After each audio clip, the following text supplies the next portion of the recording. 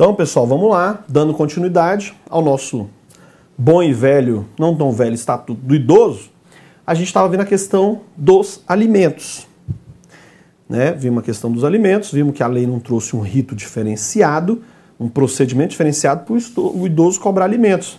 Pode fazer isso, a obrigação é solidária entre os variados parentes que o Código Civil determina, e o idoso pode escolher quem ele vai demandar.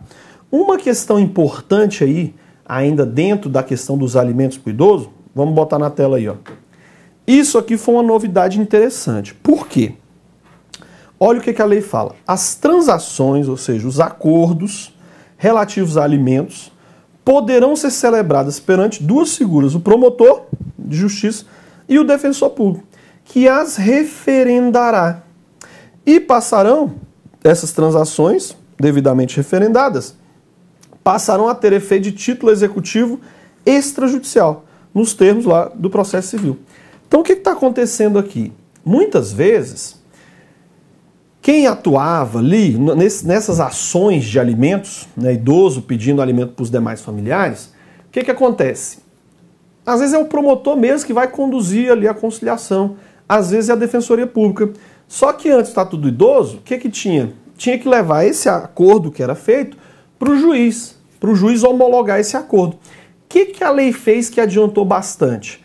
Agora, o Ministério Público, se for lá, apenas o Ministério Público e as partes, entre o idoso de um lado e o familiar de outro, e o Ministério Público ali presente, ou um defensor público ali presente, esse acordo que foi entabulado ali entre as partes, se o Ministério Público estiver de acordo com ele, porque ele vai verificar se estão sendo resguardados ali os direitos do idoso.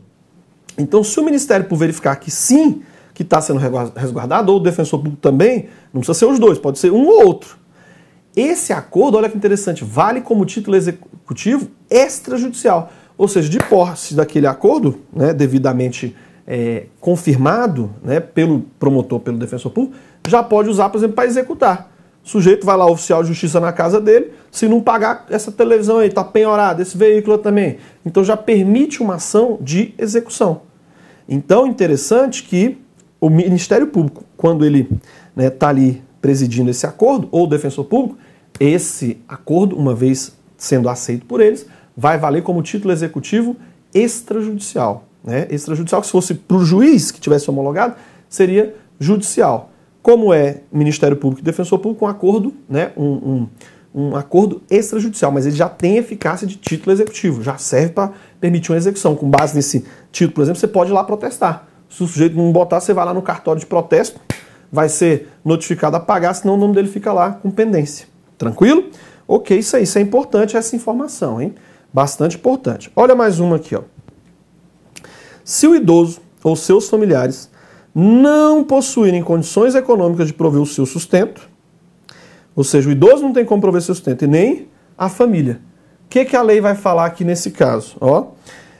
Impõe-se ao poder público esse provimento no âmbito da assistência social. Então aqui é uma afirmação genérica, porque a assistência social ela não é só para o idoso. Tem a assistência social que ela é para qualquer pessoa que dela necessite. Então se tem um idoso que não tem como prover a sua subsistência e nem a família tem como prover a subsistência do idoso, o Estado vai intervir por meio da assistência social. Ou seja, até inclusive dando um valor para o idoso para ele se manter. E esse valor vai para o idoso, mesmo já tendo alguém naquela família que receba, um outro idoso, receba um benefício parecido, não importa. É para cada idoso que esteja naquela família. Então, se não tem condições de dar o sustento, aí a assistência social, ela é genérica, é o Estado prestando assistência social, justamente o conceito dela é esse. Vai prestar assistência para todos que dela necessitem. Tranquilo? Ok isso daí? Beleza, então vamos avançando na nossa lei. Saúde. A lei vem com algumas determinações sobre a saúde do idoso. Vamos ver então o que ela fala. Se ela traz algo aqui de diferente. Olha lá, sobre a saúde. É assegurada a atenção integral à saúde do idoso, por intermédio do Sistema Único de Saúde, o SUS. Então aqui, o Estado assegura, no direito à saúde, uma cobertura ampla. vai assegurar ao idoso a assistência via SUS. Ah, mas você fala, pô, mas o SUS, né? A gente vê que tem muito que melhorar. Mas o fato é que tem essa assistência. Tem países, por exemplo, que você tem que pagar. Mesmo idoso, alguém tem que pagar a conta. Aqui quem paga somos todos nós, que é o próprio Estado. Então, tem o SUS? Tem o SUS. Temos que melhorar o SUS? Temos, mas já tem uma garantia que o idoso, a saúde dele vai ser resguardada. E nós vamos ver até com ações de medicamentos gratuitos, ó, com próteses, com órteses, tudo aí que o idoso estiver necessitando. Tranquilo? Olha lá, ó. Olha aí, vamos começar a detalhar aí sobre saúde. Ó. Incumbe ao poder público fornecer aos idosos gratuitamente, olha lá, ó, medicamentos, especialmente os de uso continuado, assim como próteses, né, para ali estar substituindo, né, uma prótese, por exemplo, ou órtese para estar auxiliando, dando vamos dizer assim, reforçada em alguma, né, uma costela, uma perna, uma órtese, e outros recursos relativos ao tratamento, habilitação ou reabilitação do idoso. Então olha que interessante, o idoso vai ser tratado no SUS e a lei já vem com a obrigação do Estado em estar prestando essa assistência. E às vezes valor muito alto, às vezes tem aquela discussão que você vê direto aí, ah, mas esse medicamento não está incluído ali na lista do SUS como medicamento gratuito. Aí vai, a parte tem que se valer da justiça para poder franquear aquele medicamento, às vezes medicamento muito caro, mas você vê aqui que o Estado já acena com essa possibilidade e com essa necessidade, com essa imposição de fornecer ao idoso, seja para sua habilitação, seja para reabilitação, medicamentos, inclusive, principalmente de uso continuado, e também as órteses, as próteses, vai fornecer isso para o idoso de forma gratuita, ok? Belezinha? Olha lá mais uma. Isso é legal, isso aqui é interessante. Que a lei já veio e falava, ó, e fala, é permitida a discriminação do idoso nos planos de saúde pela cobrança de valores diferenciados em razão da idade? Então o que nós estamos acontecendo? Às vezes o idoso, ele não está ali satisfeito com o SUS. A família tem condições, ou o próprio idoso tem condições, ele no que se refere à saúde, que é um plano de saúde. Só que no plano de saúde do idoso, ele vem com os valores que ele paga ali mensalmente, a mensalidade do plano de saúde, ela vem escalonada. Ou seja, ela vai aumentando, o valor vai aumentando, à medida em que a idade do idoso vai aumentando. Pode haver essa diferenciação? A lei veda. Então vamos na lei novamente. Ó. Vamos lá, põe na leizinha.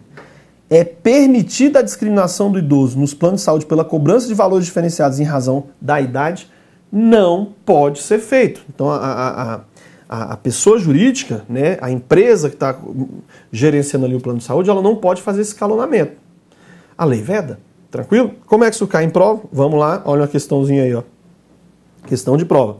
Fica autorizada a discriminação do idoso nos planos de saúde pela cobrança de valores diferenciados em razão da idade?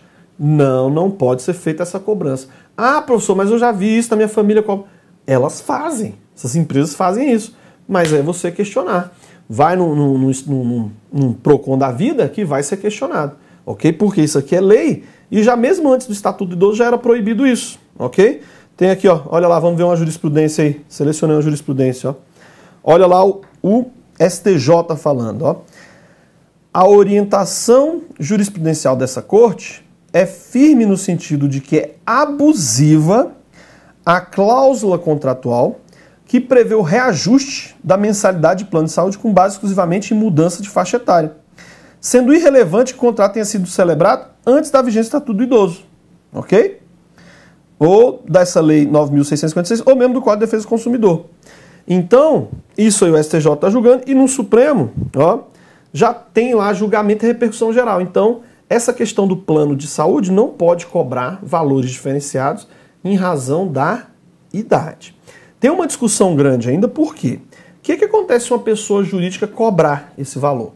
Se você tem um caso conhecido aí que não pode cobrar, mas está sendo feito em razão da idade. Em regra, se a pessoa está cobrando algo indevidamente, ela é obrigada a restituir em dobro. Então, além de devolver o que ela está cobrando a mais, ela tem que pagar dobrado. Só que aí tem jurisprudência aí, até selecionei mais uma, vamos lá para a justiça, que essa justiça vai falar o seguinte, não, até pode pagar em dobro, mas desde que o quê? Desde que tenha má fé. É o que está falando aí. Vamos ler, ó.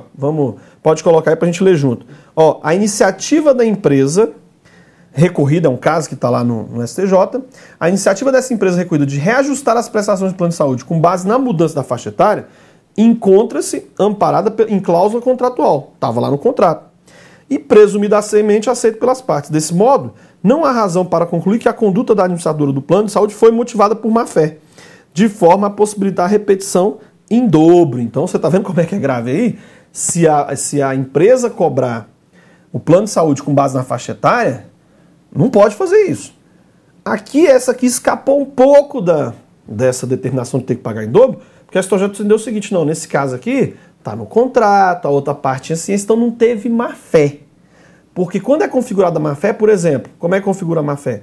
Você vai alertar que aquele contrato ele é abusivo. Então, olha, modifica aí, ó, pessoa jurídica. Modifica o contrato porque ele é abusivo, fere o consumidor, fere a jurisprudência. Se ela ainda assim continuar te cobrando, aí já configura uma má-fé e está passível de responder, ó, em dobro. Essa aqui deu uma escapada aí na jurisprudência, mas foi por pouco, senão tinha que restituir todo o valor em dobro, ok?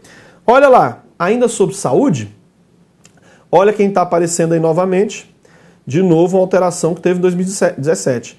Em todo atendimento de saúde, os maiores de 80 anos terão preferência especial sobre os demais idosos, exceto em caso de emergência. Então, mais uma vez, ó, a lei aqui, ela trouxe um escalonamento, que é até lá no relação ao atendimento à saúde, se o idoso já conta com mais de 80 anos, 80 ou mais, ele já tem uma prioridade nos demais, até no serviço de atendimento à saúde.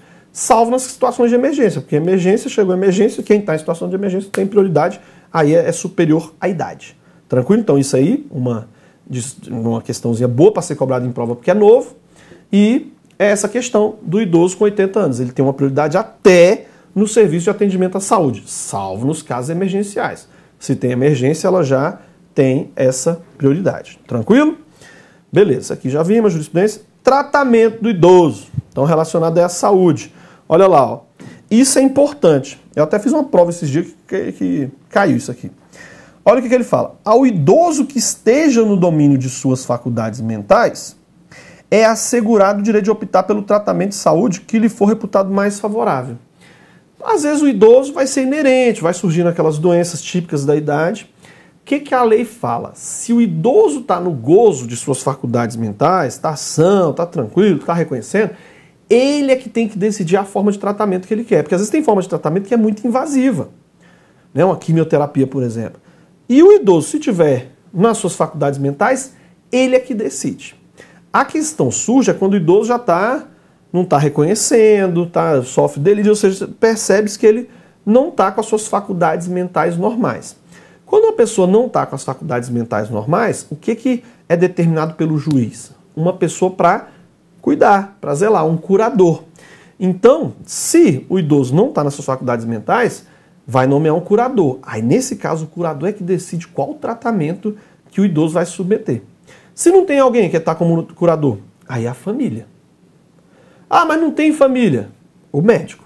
Aí, nesse caso, ele até comunica para o Ministério Público, porque vai ver que o idoso não tem um curador, não tem família, o Ministério Público vai providenciar uma curadoria, alguém, né, para ser curador para o idoso. E também vai ser o médico, nos casos de emergência, porque o médico é que decide, não tem tempo para consultar a família, não tem tempo. Aí ele mesmo já pode decidir, inclusive, quando houver risco de vida para o idoso. Mas se o idoso estiver nas faculdades mentais, ele é que vai decidir sobre o tratamento que ele entender ser-lhe mais conveniente. Beleza? Então vamos avançar aí, ó. Vamos ler de novo. Ao idoso que esteja no domínio de suas faculdades mentais, é assegurado o direito de optar pelo tratamento de saúde que lhe for reputado mais favorável. Quem decide isso é o idoso. E olha aqui que interessante, ó. Não estando o idoso em condições de proceder à opção, quem efetivará? Já vimos. Aí vai ser o curador. Para ser o curador, o idoso tem que estar interditado. Aí ele é que vai decidir. Ó, olha como é que já caiu em prova. Um idoso interditado, por não estar no domínio de suas faculdades mentais, deve submeter a tratamento médico. Olha lá, o idoso tá, vamos marcando aqui, ó, um idoso interditado. Se tem interditado, tem alguém que está lá como curador. Então, o idoso interditado, por não estar no domínio de suas faculdades mentais, tem que submeter a um tratamento médico. A opção de tratamento que lhe seja mais favorável, né, nesse caso, será definida pelo curador, ok? Então, se está interditado, é o curador que vai decidir. Beleza. Olha lá. Quando que vai ser a família que vai optar pelo tratamento? Pelos familiares, quando o idoso não tiver curador ou este não puder ser contactado em tempo hábil. Então, se tem lá a família e não tem curador, ou não tem como na hora lá ver, né, o curador para poder responder, o próprio familiar vai decidir. Tranquilo? E o médico? Olha lá. Pelo próprio médico, em duas hipóteses. Quando tem risco de vida e não tem tempo hábil para falar nem com o curador ou com a família, ou pelo próprio médico, quando não tem curador ou familiar conhecido. Aí, nesse caso, ele vai comunicar o fato ao Ministério Público. Tranquilo isso aí? Então, como é que caiu na minha prova? Eu fiz uma prova esses dias, que eu estou estudando igual vocês aí para concurso, tá me estudando. Eu fiz uma provinha aqui perguntando se o vizinho do idoso, ele podia, caso o idoso não estivesse nas suas faculdades mentais, decidir pelo tratamento. Como assim? Não, a não ser que o vizinho tenha sido decretado pelo juiz como o quê? Curador. Tranquilo? Ok? Então, sobre a questão do tratamento do idoso, a regra é, se ele está nas faculdades mentais, ele decide. Se não está nas faculdades mentais, curador. Não tem curador, família. Não tem nem curador nem família, médico, que vai decidir o melhor tratamento e já comunica para o Ministério Público para providenciar. E também vai ser o médico nos casos emergenciais em que tem risco de vida e não tem tempo hábil para contactar o curador responsável ou a família. Tranquilo? Beleza. Mais um ponto aí. A lei vai avançando em vários pontos. Educação. A lei vem com algumas diretrizes aí sobre educação. Olha lá o que ela fala. Nos currículos mínimos dos diversos níveis de ensino formal, serão inseridos conteúdos voltados ao processo de envelhecimento, ao respeito e à valorização do idoso, de forma a eliminar o preconceito e a produzir conhecimento sobre a matéria. Então, olha uma determinação aqui, nos currículos mínimos dos diversos níveis de ensino formal, né, aí para as escolas, é obrigado a inserir conteúdo voltado a esse processo de envelhecimento, que aqui já é educação. Todo mundo vai passar por isso, então a sociedade tem que ser educada, tem que respeitar o idoso, né? De forma a eliminar o preconceito e a produzir conhecimento sobre a matéria. Porque tem muita gente que é sem educação? Tem. E uma forma de você conseguir isso é, às vezes o cara já está perdido, justamente na educação. Então é na escola, é falando, a criança vê um idoso, perguntar se está precisando de algum auxílio. É ali que se aprende. Então é coisa que para nossas futuras gerações, elas vão estar, se tiver uma educação, né, que dê bastante enfoque nisso, as futuras gerações vão estar tendo essa visão que todo mundo vai passar por isso. Então a sociedade ela tem que ser, né, não pode ser egoísta ali o sujeito, ela tem que estar, né, sempre em prol daqueles que têm menos condições de estar ali se posicionando, de estar se submetendo a um deslocamento, estar sempre auxiliando esse idoso. Beleza? Educação? Ok. A lei não se contenta só com isso. Põe aí no seu caderninho também, ó. Ela fala de atividades culturais e de lazer. E aí? O que você acha? Como é que vai ser isso aí? A lei vai trazer meia entrada? Por exemplo, o idoso ir ao Rock in Rio? Ou ir para uma rave? Ué, se ele quiser, vai poder. E olha que interessante, ele paga no mínimo meia entrada. No mínimo meia entrada, isso por disposição legal. E o acesso tem que ser facilitado. Então, para entrar lá num evento, aquela fila gigantesca, vai ficar o idoso naquela fila? Não, já vai pela areazinha VIP, né? Esse tempo até atrás aí tendo Rock in Rio, aí mostrou lá, né? Porque rockzão mesmo pesado, né? Guns N' Roses, antigo, então o pessoal das antigas. Tinha lá vários idosos mesmo, já você viu que o sujeito com mais de 60 anos, e lá curtindo, tranquilo, tá lá, e pagou o quê? Meia entrada, tem lá o seu acesso mais privilegiado, uma área vizinha VIP, não vai pegar aquela fila imensa. A lei impõe, quer ver? Vamos ver, põe na tela aí, ó.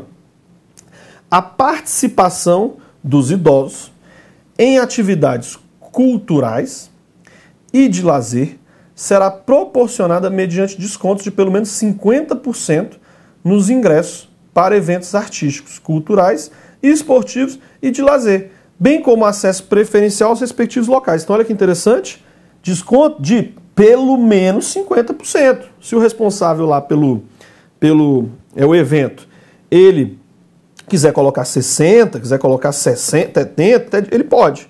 Agora tem que ser no mínimo 50% nos ingressos. para eventos artísticos, culturais, esportivos, lazer, ó, e também proporcionar um acesso preferencial aos determinados locais. Então você vê que é importante a lei agir aqui. Porque tem hora que as empresas, se você for deixar só pela empresa, ela não vai ter esse mesmo cuidado. Porque ela visa lucro.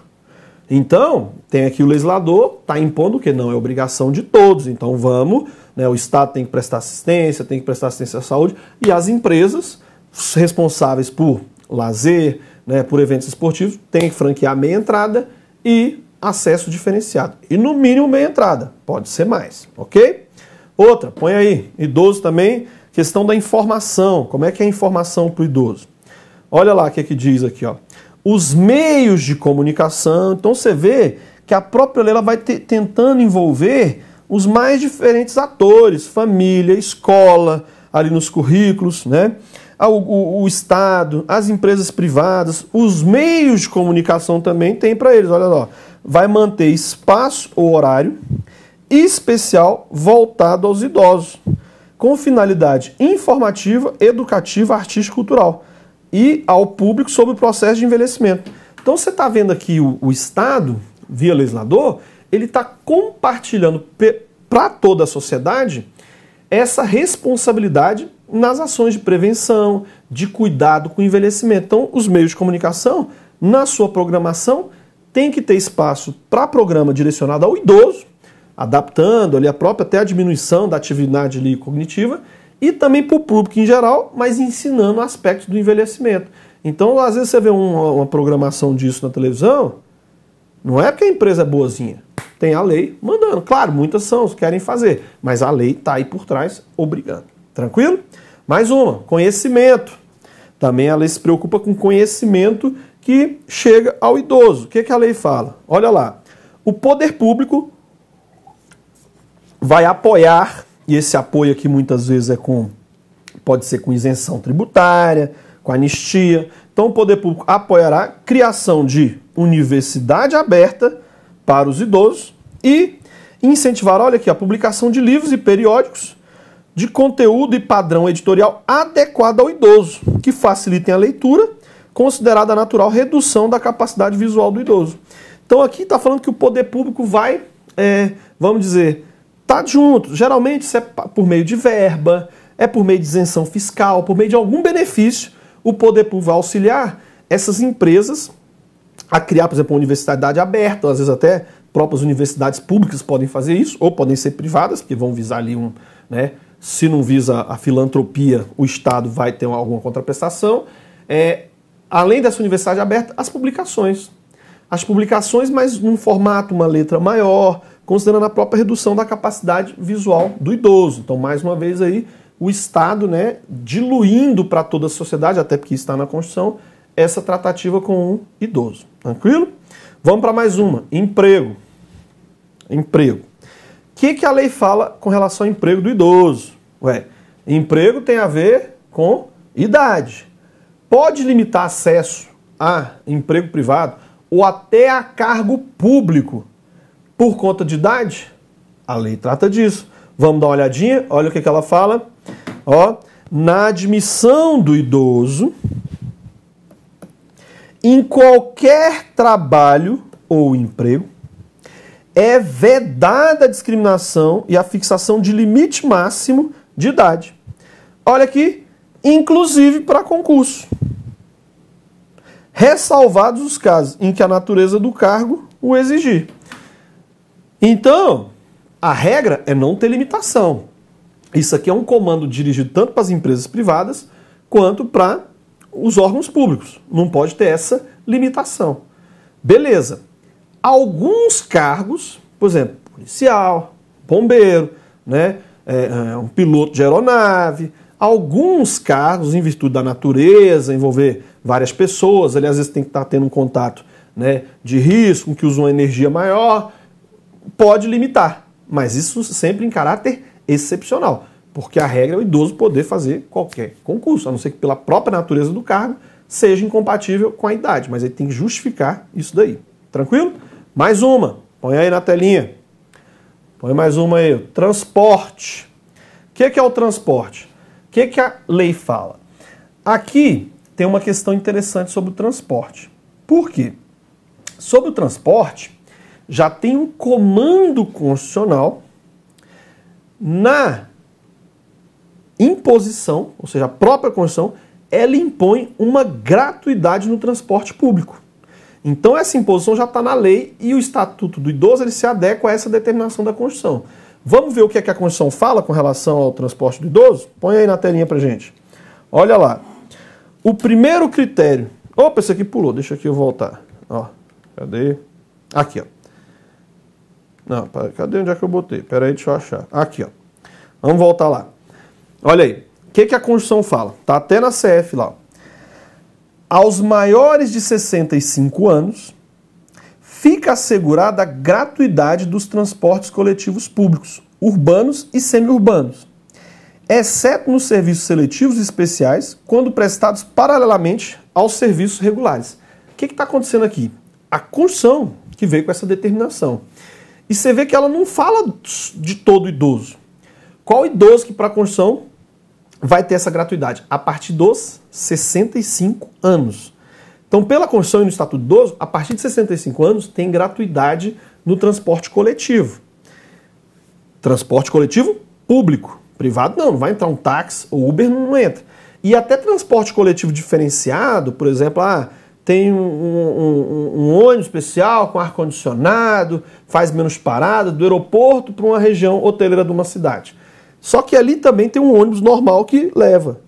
Então, quando tem esse serviço diferenciado, o idoso não vai ter gratuidade nesse serviço diferenciado. Ele tem a gratuidade no serviço comum, isso pela própria disposição da lei. E o que a lei diz? Que quem vai ter essa gratuidade são os maiores de 65 anos. Então, já aprendemos que isso fez 60, é idoso.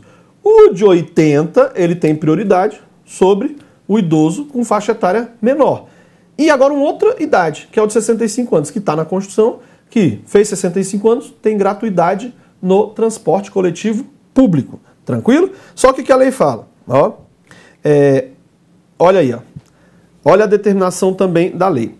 No caso das pessoas compreendidas na faixa etária entre 60 e 65 anos, fica a critério da legislação local, então aí seja do município no transporte intramunicipal, seja no Estado, transporte intermunicipal, fica a critério da legislação local dispor sobre as condições para se dar gratuidade nos meios de transporte previstos no CAPT. Ou seja, pode ser que essa gratuidade seja estendida até a idoso que tenha 60 anos para frente.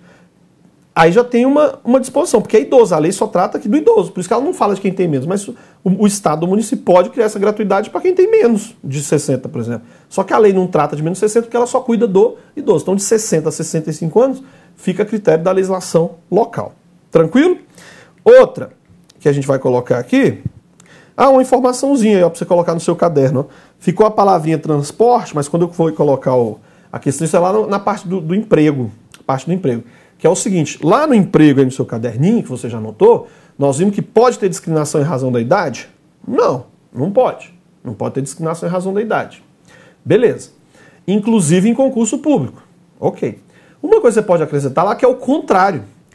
A maior idade é inclusive critério de desempate em concurso público. Então, se tiver um empate em concurso público, o mais idoso, né, quem tem mais idade, tem uma prioridade. Então você vê que a lei tem essa preocupação com o envelhecimento, dando até prioridade com relação à idade. Tranquilo? Então vamos tomar uma aguinha, na volta a gente continua com a parte de assistência e vamos avançando aí sobre o nosso Estatuto do Idoso. Até já!